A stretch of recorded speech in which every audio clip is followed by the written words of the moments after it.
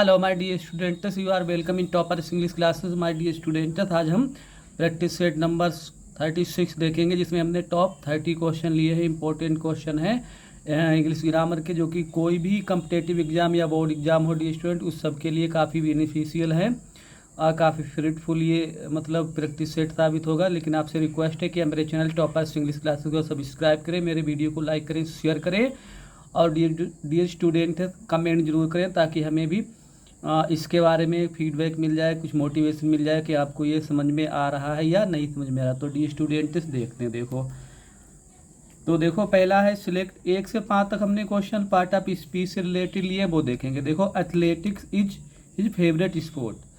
Athletic जो है उसका पसंदीदा खेल। देखो एथलेटिक्स यहाँ पर क्या है, नाउन है, क्योंकि वर्ब से पहले लगा है और सब्जेक्ट है। सब्जेक्ट के रूप में या तो नाउन आता है या प्रोनाउन आता है। वैसे भी एथलेटिक्स ये खेल है, खेल भी एक नाउन ही होता है।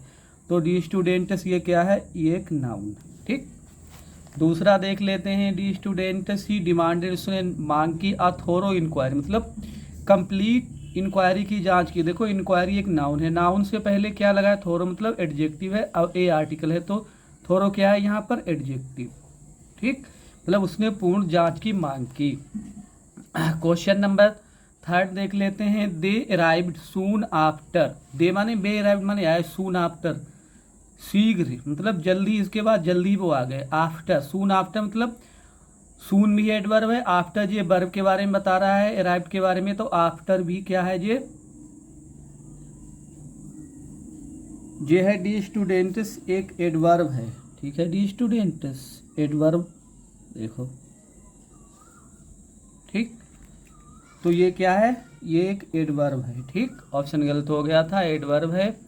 क्वेश्चन नंबर 4 देख लेते हैं। The cat ran after the rat. बिल्ली जो है वो चूहे के पीछे दौड़ी। देखो वैसे द रैट नाउन है और ये आफ्टर का ऑब्जेक्ट है, तो प्रीपोजिशन अपने बाद एक ऑब्जेक्ट लेता है। ऐसे भी हम फाइंड कर सकते हैं, आइडेंटिफाई कर सकते हैं कि प्रीपोजिशन है। और वैसे भी कैट और रैट के बीच में ये संबंध आफ्टर बता रहा है, वैसे भी प्रीपोजिशन है। तो यहाँ पर ये क्या है, ये एक प्रीपोजिशन है। ठीक है, प्रीपोजिशन है। क्वेश्चन नंबर 5 देख लेते हैं। ही सा अ फालेन ट्री। गिरा हुआ पेड़ देखा। देखो फालेन वैसे जो पास्ट पार्टिसिपल है, और पास्ट पार्टिसिपल क्या होते हैं, ये एडजेक्टिव ही होते हैं। तो यहाँ पर फालेन क्या है, एडजेक्टिव है। ठीक है, फालेन ट्री। अगला देख लेते हैं डी स्टूडेंट्स। क्वेश्चन नंबर 6 देखेंगे। ही प्लेड आ मैच, उसने एक मैच खेला। देखो प्लेड मतलब B2, बेस फॉर्म की सेकेंड फॉर्म लगी, तो ये B2 किस में लगता है, सिंपल पास्ट में या पास्ट इंडिफिनिट टेंस में। तो ये क्या है, पास्ट इंडिफिनिट टेंस है, टेंस का नाम बताना था। क्वेश्चन नंबर 7 देखेंगे। Plural of child. चाइल्ड का आपको मालूम है चिल्ड्रन होता है डी स्टूडेंट्स, चिल्ड्रन होता है बहुवचन। अगला देखेंगे प्लूरल ऑफ फूड। फूड का होता है फीट, तो ऑप्शन बी सही है, इसमें कोई एक्सप्लेन करने की ज़रूरत है नहीं।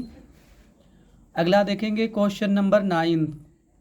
कुछ क्वेश्चन आज हमने सिंगुलर प्लूरल से भी ऐड किए हैं। इसमें देखो प्लूरल ऑफ मैन सर्वेंट क्या होता है, मेन सर्वेंट, ऑप्शन बी सही है। मोस्ट इंपॉर्टेंट क्वेश्चन है डी स्टूडेंट्स, कई बार परीक्षा में आया हुआ है, तो ये क्या होगा, मेन सर्वेंट।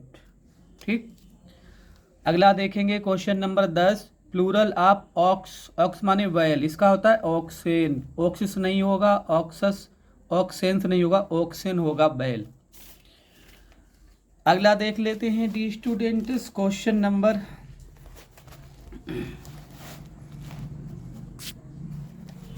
देखो क्वेश्चन नंबर 11 देखेंगे। देखो लेट अस के बाद हमेशा बेस फॉर्म आता है, मतलब B1 आएगा, तो लेटस वर्क आएगा यहाँ पे। ठीक है, अगला देखेंगे क्वेश्चन नंबर 12।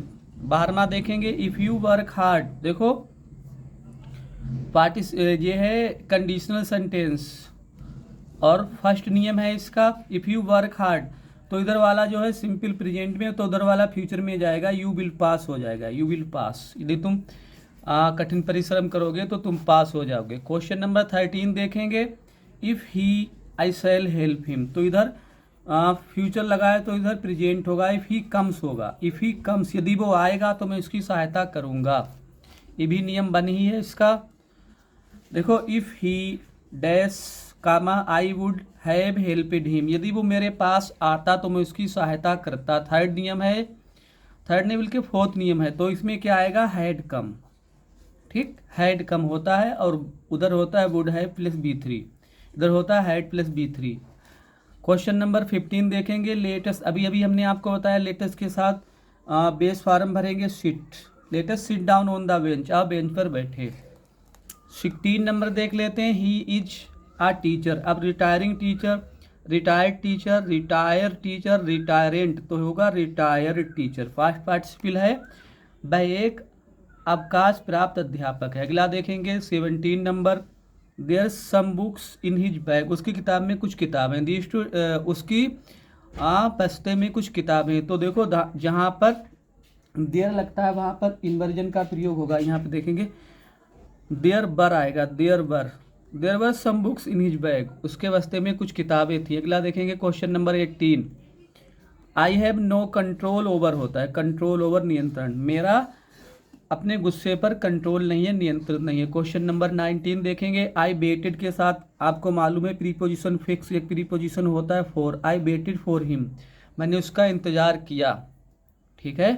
क्वेश्चन नंबर 20 देख लेते हैं। The students they don't go to office, दिन के नाम से पहले दिन हो, डेट हो, हॉलीडे हो, कोई छुट्टी का दिन हो तो लगाएंगे on. They don't go to office on Sunday, on लगाएंगे यहाँ पर वेट फॉर होता है। ठीक, कंट्रोल ओवर,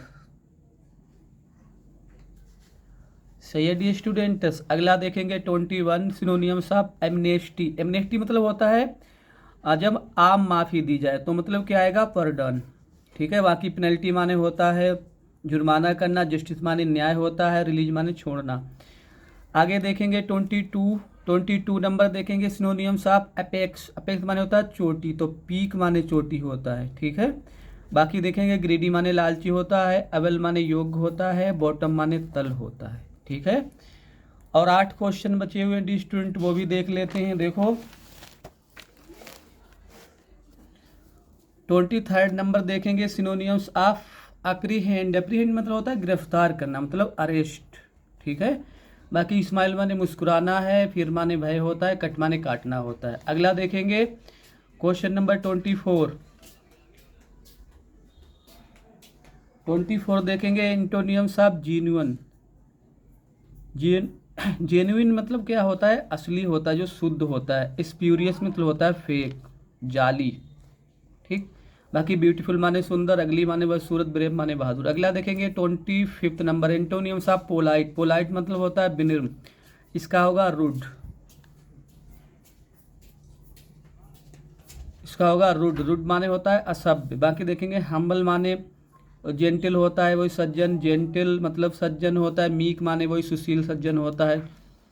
अब कुछ OWS देख लेते हैं। देखो OWS से क्वेश्चन लिए हैं डी स्टूडेंट्स हमने। देखो नॉट फिट टू इट, जो खाने योग्य ना हो, वो क्या होता है, इन एडाइबल होता है। ठीक है। बाकी देखेंगे सुलेन, सुलेन मतलब होता है उदास। पोर्टेबल मतलब होता है पीने योग्य। ठीक।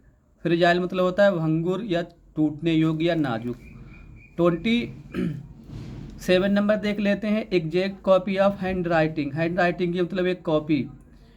प्रिंटिंग हैंड राइटिंग जी कीजिए, एक कॉपी होती है उसे कहते हैं प्रतिलिपि, फैक्सिमिली कहते हैं। ठीक है। बाकी मीनिंग देखेंगे। प्लेटिट्यूड मतलब होता है डल या तुच्छता होता है। मेडन माने पहला या कुंवारा, कुंवारी होता है।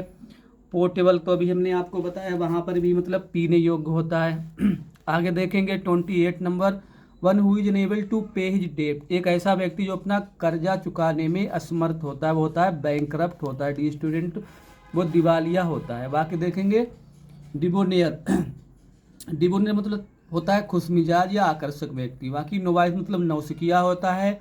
फैटालिस्ट मीन्स भाग्यवादी होता है। 29 नंबर देख लेते हैं the students. Property left to someone by a bill, कोई अपनी इच्छा से किसी के लिए कोई जो संपत्ति छोड़ देता है उसे लिगेसी कहते हैं, वसीयत कहते हैं। बाकी देखेंगे प्रोफेसी माने होता है भविष्यवाणी होता है। एलिमनी, एलिमनी क्या होता है, जब किसी हस्बैंड वाइफ का डाइवोर्स होता है तो हस्बैंड जो पत्नी को डाइवोर्स के समय जो पैसे देता है डी स्टूडेंट वो एलिमनी होता है, बाकी वेल्थ माने धन होता है।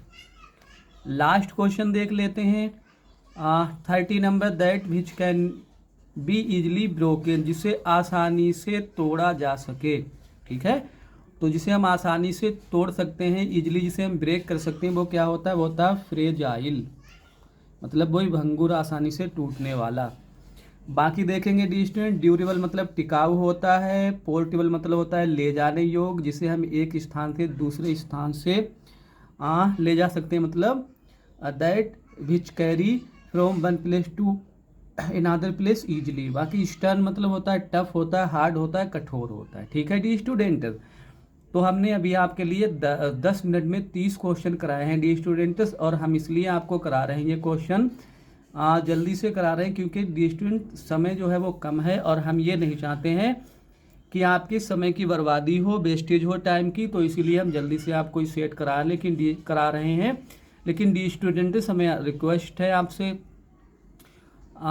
हम्बल रिक्वेस्ट है कि डी स्टूडेंट आप मेरे चैनल को सब्सक्राइब करें, हमें सपोर्ट करें। Thanks for watching the video.